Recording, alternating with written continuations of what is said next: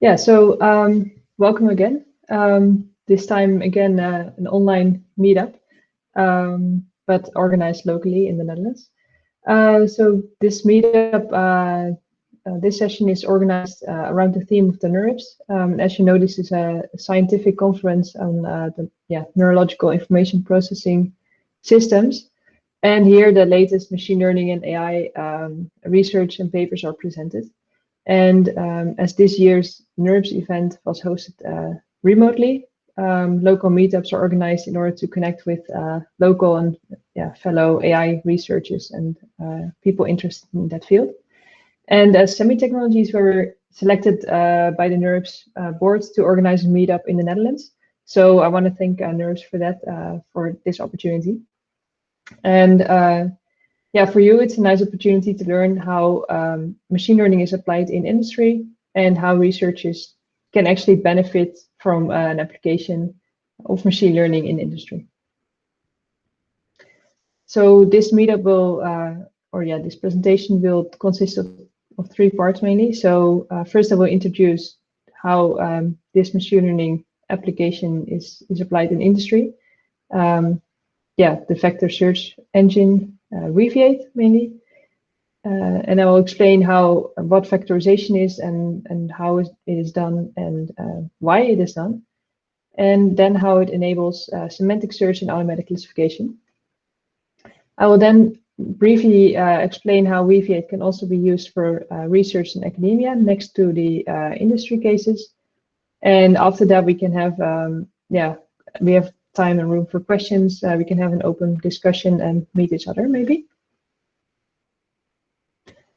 So first about Weaviate itself. So Weaviate is the AI-based semantic search engine. And I will start with explaining the problem that lies behind what Weaviate is trying to solve. So we found that 80% of data is actually unstructured or unstructured text. And the problem with unstructured data is that it's really difficult to search through and it's difficult to classify. And this is hard because you need to do some exact keyword matching or some fuzzy search, but that's relatively difficult compared to if you just have structured text. And within the AI and machine learning domain, we should all be familiar with unstructured data and classification. And models and applications that can be built and trained on unstructured data or data that is manually structured in order to use in machine learning models. But this means that it's rather labor intensive for the researchers and data scientists to build all these models. And in addition, it's difficult to scale because these kind of models are made for one use case only. And these 2 observations that we did in industry, that leads to the fact that machine learning and artificial intelligence are great solutions, but it's in fact not applied very often in industry cases yet with unstructured data. And that happens because it's hard to implement for non-data scientists, and it's rather labor intensive because you need to do a lot of pre-processing of the data if it's unstructured. And it's not scalable and that's expensive. And here's an example I can give on unstructured text and how you can find meaning and additional information and insights from that. So this example comes from a real life use case of Weaviate in industry. So we have a set of product reviews, which is essentially just a bunch of text per review. And you can see there's a lot of meaning and a lot of insights captured in these reviews, but these reviews are free text. So if we use traditional, so there's a lot of information hidden in there. And without any machine learning or Weaviate, these kind of reviews are mainly manually analyzed by humans working, in this case, at this product company, to see if and how they can improve the product, maybe if they can do more targeted marketing to the customers. But as you know, this is of course very labor intensive and mistakes can happen there. And then in addition, so if we use traditional machine learning and search engines for these reviews, a user will only be able to find reviews based on exact matching keywords. So this means that not always the ideal set of reviews will be returned to the user, because yeah, with different words in different reviews, you can actually capture the same meaning or same intention, but they will be skipped because the keywords don't match exactly. So that's where Weaviate comes in. And with Weaviate, you can do this kind of fuzzy search. So Weaviate is a vector search engine, which it differs from a traditional search engine. And this means, yeah, in a few words, it means that it has machine learning models built in to index data. And the automatic vector representation of data enables to search through this data. So you will be able to find data without using exact keywords. And linking data with their context, which happens automatically, then allows to search based on the concepts and fuzzy terms rather than exact matching keywords. Additionally, Weaviate is a graph-like data model. So it stores data as vectors in a high-dimensional space, but it's also possible to connect data objects. And you can make explicit relations between data points because, as we all know, data in real world is always connected. And then Weaviate is completely API based. So we have a RESTful endpoint, but more importantly, a GraphQL endpoint. And with GraphQL, you can make a really specific queries and search through your data. And these, because it's completely API based, this means you can build any kind of any type of application on top of Weaviate, and you can use it or integrate it with other existing platforms in your data infrastructure. Then Weaviate is cloud native, so yeah, you can use it and run it at any time, at any place in a distributed setting as well. And yeah, this means that also Weaviate is easily scalable horizontally. And you can run it also in the cloud in production because we offer Kubernetes clusters, for example. And then, yeah, as you all know, Weaviate is completely open source. So you can find all the code and how to use it. And yeah, everything is online on GitHub, which makes it also excellent for your own research, for example. And then, yeah, lastly, most use cases, what we see right now is automated classification and semantic search. But we also see that people use Weaviate as a actual core data infrastructure, just to store the data in vectors instead of in a traditional way, because it's really scalable and yeah, it has also high query performance. So I will now go over the characteristics one by one to explain them in more detail.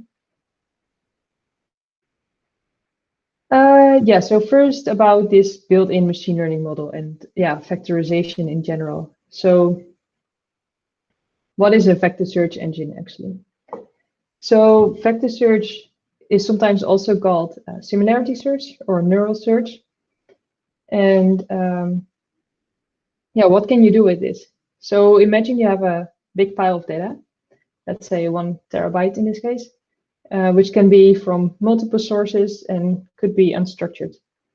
And there's probably a lot of information in there, but it's hard to get it out of there. So questions that you could think of, you can ask this kind of data is, how much money did we actually spend on traveling post-COVID-19? Or maybe you're thinking, where can I find publications related to machine learning?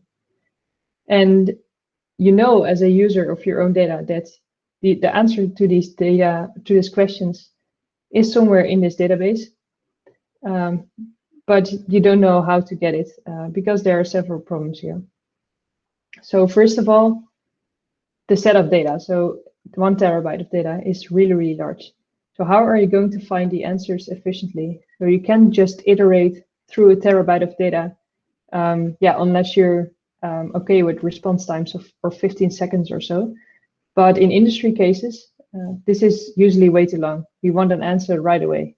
it needs to be near real time. So that's the first problem with traditional search engines trying to find answers to questions like this. And then the second problem is that, as I mentioned before, in this pile of data, most of your data is probably unstructured. And so if you think of a SQL or SQL database with all fields defined, these kind of questions might work. But if your data is unstructured and comes from multiple sources, you don't know what you're really looking for. So you don't know what kind of tables or what kind of search terms you're really looking for. And then the real problem is actually a third problem, and that's how should you deal with fuzzy text-based search. So now we're asking this database a human or natural language question. So how much money did we spend on traveling post COVID-19? What results are linked to this question? Maybe some of your data only mentions a train ticket or an airline travel ticket, but doesn't have the exact words of traveling in there. And with traditional keyword-based search, you won't be able to find all the data related to traveling. But so still a lot of companies, what we see is that they do this manually. They need to tag every invoice or every traveling invoice manually to find answers to questions like this. And this is, of course, not super efficient. But with a vector search engine like Weaviate, we can rely on machine learning instead to automatically tag or find answers to questions like this. Similar, we can think of the second question. So finding publications related to machine learning.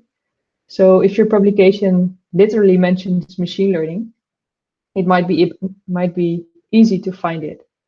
But what if you have publications that are about artificial intelligence or nothing, no words like this are used at all, but just techniques like unsupervised clustering or tools like TensorFlow? A string-based traditional search engine won't be able to find these publications if you're looking for machine learning. But if you look with a vector search engine, then it automatically knows that TensorFlow is related to machine learning. And then, if this problem is solved, the third problem with the fuzzy search, then it also comes with another problem actually, and that's how to do this most efficiently in real time, especially. So if you want to have a production quality search engine where you need to have near real-time answers to your questions, then this is hard to solve. And you might be familiar with some libraries that solve these kind of vector similarity searches for you. But this differs from Weaviate because these libraries, first of all, they take a lot of memory, and they leave all the dealing with failures and crashes up to the user. But Weaviate is not a simple library like this, and instead it's production focused and optimized for real search. So now let's take a look at what vectorization actually is and how it works within Weaviate. So vectorization, it's also called maybe word embeddings or mapping from words to vectors or some other search terms. And what it essentially is, it's a mapping of words or concepts to vectors. And vectors are an array of numbers or coordinates, basically, of real numbers. And vectors, in this case, are represented in a high-dimensional space, which captures the meaning of those words and concepts. So, and what's unique to Weaviate is that not only words and concepts are translated to vectors, but also whole data objects. And that's what makes it a database. And the vector mapping that happens with a pre-trained model. We trained a language model, or based on 20 languages actually, and use that within Weaviate. But you can also add your own language model to your specific domain if you want. So let me give you an example. So as I mentioned, vectors are mapped to a high dimensional space. In our case, this will be 300 dimensions, in which all the words and concepts, but also the data objects, are placed in using coordinates. And their coordinates, or the vectors, they are calculated based on the meaning and the relation to other words. Here I have a three-dimensional space for simplification, because I think none of us can think of 300 dimensions. And what you see here is the pre-trained language model within an empty Weaviate. So this is just an empty Weaviate. There's no data objects added by a user yet. There's no data in the database. It's just a representation of the pre-trained language model. And this language model we need later to give the context and the meaning and like the smart feature to your data.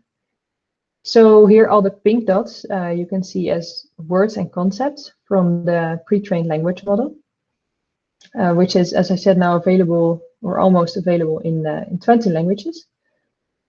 And words and concepts like this are placed in this vector space according to their meaning, which is derived from the context in a big training set.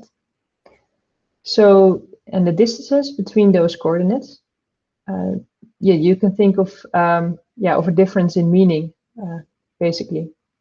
So, for example, fashion is really close to sweater because they are conceptually really close, but they lie far away from concepts like machine learning and AI because they don't share a lot of meaning.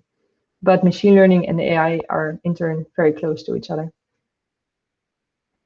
So, and as I said, this is just a pre-trained vector space, but there's no actual data of the user in there. So yeah, how does Weaviate that then? Here's an example. So let's say we want to add a data object. We have a database of papers, research papers, and we want to add a new paper about machine learning opportunities for healthcare.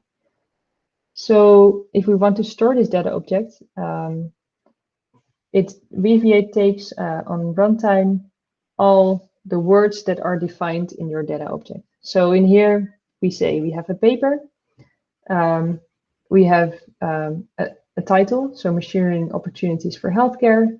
Maybe it has a summary with more words, and maybe it has some references to other objects. And also here it's published in a publication. And then what Weaviate does in runtime is take all the words and make basically one large sentence from them. And then it uses the pre-trained language model, and it creates distances between all those words in the space, and it weighs all the words based on amongst others the occurrence in the training set to determine the final meaning of the whole data concept. So as you could imagine, that machine learning and healthcare are way more important in determining the meaning of this concept than has and in, because they don't say anything about the meaning. So based on all that information, a new vector space, new vector coordinate is calculated, which is then placed inside Weaviate. And we added here a paper about machine learning in healthcare. So maybe this object is placed in the middle of these three concepts. And now if we query for something fuzzy like a paper around AI or healthcare, then it ends up also in the same space, and it will return this paper. That's how Weaviate knows what to send back to the user on query time. So a little bit more about the technical facts. So this pre-trained language model that we provide with Weaviate is pre-trained by us using fastText, and fastText is a library made by Facebook for training language and vectorizing language and words, based on their algorithm. So yeah, we call this, or we call our own text-to-vec model the contextionary, because it gives really the context to the language, and it enables putting your own data into context to its language. And we just released a pre-trained text-to-vec model, which was trained by fastText, and the previous language models were trained using GloVe, which is another library, but then from Stanford University. But we found that fastText performs way better in classification and in exploratory testing. And in addition, fastText appears to perform way better than GloVe with significantly less training data, which means that 100 gigabytes of training data with of Common Crawl with fastText performs better than 1000 with GloVe. So that's a huge improvement for us. And but fastText is a little bit different from GloVe because it represents each word as an n-gram of characters instead of learning the whole vectors for words directly. So in theory, this helps us capturing the meaning of shorter words and allows also the embeddings to understand suffixes and prefixes. And this also allows us to work with really rare words that weren't seen during training, but only added at user runtime, which is, of course, really good for user experience. And at the moment, you can use Weaviate with this pre-trained language model, which is sufficient to work with a great variety of use cases. And in January 2021, we are releasing the version 1 of Weaviate, in which we also allow custom vectorization models. And this means that you can also use other trained language models with Weaviate. An example is BERT. We've experimented a bit with BERT, and we see that BERT works really well if you have really long documents, really long text. And or you can imagine other vectorization models like specifically for question answering, or maybe image vectorization or DNA sequences and so on, depending on your use case. So that's it for the vectorization. So then a bit more about the graph-like structure and the API. So as I mentioned, Weaviate stores data as vectors and in a high dimensional space, but it's still possible to connect those data objects. It doesn't have this, it's not a graph database, it's a vector native database, but it's still possible to make these graph connections. And this is just a small example. So if we have a paper and it belongs to a category, we can link this paper with this category. And in a query, this will look like this. So I will go into detail to queries later, but here we have a paper and we're looking for a paper related to machine learning. And I want to return the title, so no relations here. But now if we also want to know to which category a paper belongs, we can also ask for this in the query. So we map these relations if we add the data, and we can query them back. So I can show you this in real time also. So here I have a data set of 1.7 million articles of arXiv loaded in. arXiv is a service for 1.7 million papers in the STEM field. And we have loaded them in, and I have captured the paper itself with the abstract and some other attributes, their authors, in which journal they appear, and the category. And now, if I want to query it using GraphQL, it will look something like this. So I can ask what kind of data we have in there. Here I can see what to ask for. So let's see what kind of papers we have, and just our title for now. And then we see, if I press enter, we see at the right hand the titles of the papers. Then I can also, of course, ask for more information. So for example, the abstract, yeah, let's ask for this. I get back the whole abstract. But this, of course, is just some random querying. Any database can do this. And now if I want to show the semantic features, I can make a filter, which is called the Explore filter. And I can define some concepts that I'm looking for. So this is also what you saw one slide earlier. But let's say I'm looking for papers related to machine learning. I type it in here and I want just the title back. Then now I see the results, which are sorted based on how relevant they are with my search query. And I see here machine teaching, a new paradigm for building machine learning systems. Second one is also something with machine learning, and so on. And we can make all these queries way more complicated and so on, but I will leave this out for now. And then, as I showed you before, it is we can show the graph-like data model also. Let's look at the categories to which it belongs. So we can do this like this. And I just want to see the name of the category for now.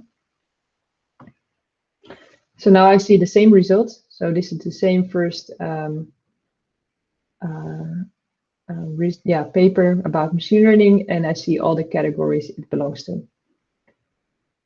So that is in real short how it works.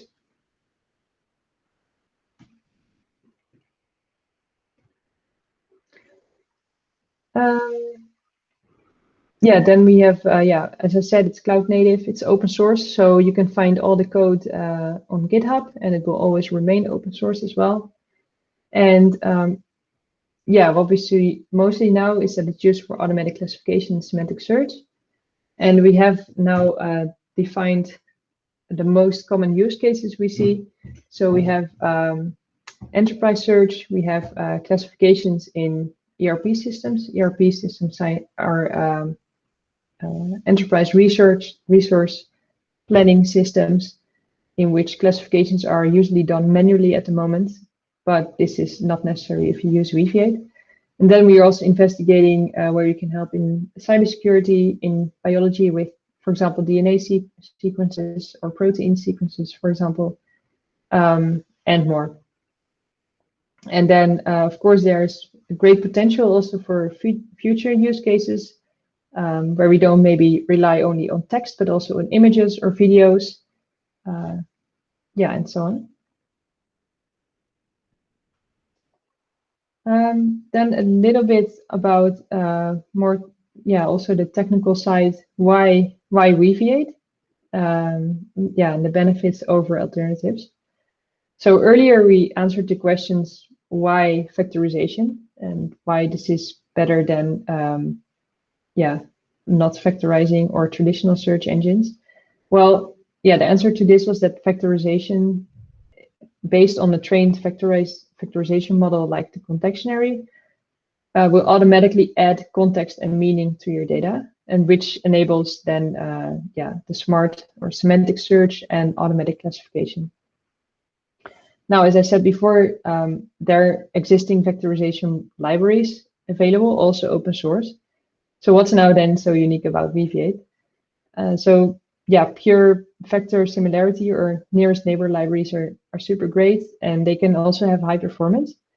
But these libraries, as the name suggests, they are just simple libraries, and there are no end-to-end solution. So you have to take care of your own data storage. You have to take care maybe also of your own actual vectorization. They use a lot of memory, and they leave the dealing with potential errors or failures to the user, which is not very intuitive and yeah, hard to grasp also. So Weaviate is not a simple library, but it's a really focused on production use cases, and it's a highly optimized search engine in production. So yeah, that's first of all. Then, as I said before, the vector search engine Weaviate is vector native. So it's not only vector capable, but it's also optimized to handle and deal with and store vectors. So we have a vector index part of the core. And with this vector index, Weaviate is capable of handling very, very large data sets, especially if you also horizontally scale your own data instances. And we're using a state-of-the-art vector indexing technique from research, which is called HNSW. And this is the first index type we support, but in the near future, we will support more types. And these will be pluggable, so depending on your use case, you can use different types of indexing. And yeah, a little bit about HNSW. So it stands for Hierarchical Navigable Small World. And this is an algorithm or a technique which is optimized for nearest neighbor search and which is fully graph-based. So in short, when you're looking or querying some data objects or vectors, and you want to know the most similar other vectors or data objects in your database, instead of storing the whole, like all data objects of your data and searching through all of them, what happens with HNSW is that it searches only through a small part that it has stored in its memory. So it's using very little memory instead of the whole data set. And when it finds, in this small set of data, one point that is close to your search query, it will only browse to other data objects that are close to that one. So it's highly optimized instead of searching through all the data. And it will still find, of course, the data object that is most similar to your search query. So nothing will be left out. And yeah, this makes it super fast and efficient. And actually what makes Weaviate really unique over other libraries or other search techniques is that it combines a traditional way of inverted index-based search with vector similarity search. So you can do both fuzzy search, but also still the keyword-based search combined in a really efficient manner. And then, finally, so a bit short about Weaviate for AI research. So as I said, Weaviate is open source. So this makes it really great for research because you can just use it when and wherever you want. It is highly scalable. So if you have very large data sets, it's optimized especially for that. So that's perfect. It has a high performance based on the focus on industry, but this, of course, is really good for research as well if you want to have a really fast query time. And then for AI research in particular, we can talk about vectorization models that you can experiment with yourself. So as I mentioned, we now have our own pre-trained vectorization model, which you can already extend by transfer learning if you have a limited set of abbreviations or some domain-specific words you want to add to this contextionary. And this works really well on like a large variety of domain use cases. But if you want to add maybe like biological sequences or images or this bird model, and there are way more models available open source as well, then you can plug this in yourself from the version we will release in January. So that's really great to experiment with your own machine learning models. So if you are, for example, experimenting with new language models, new natural processing models, but you don't want to worry about the scalability or the performance, you can use Weaviate in the backend and use your own natural language processing models on top of it.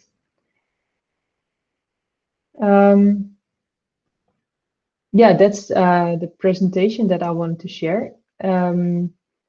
So yeah, thanks for coming, and I hope, although it was way more technical than usual, I hope you understand what it is. And of course, I'm happy also to explain the not so technical stuff and how it can be used in industry or in your use cases if you're not interested in the research and in the AI stuff itself.